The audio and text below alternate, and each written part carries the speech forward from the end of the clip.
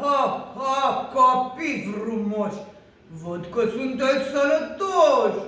Eu mă bucur tare mult și aș fi vrut să vă ascult.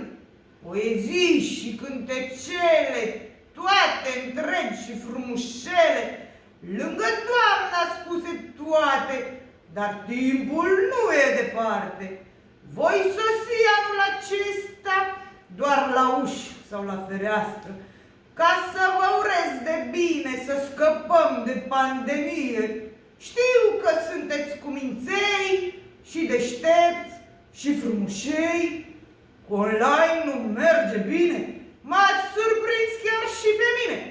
Iar acum, la încheiere, să-mi iau la revedere, vă urez, iubiții mei, să fiți și mai cuminței.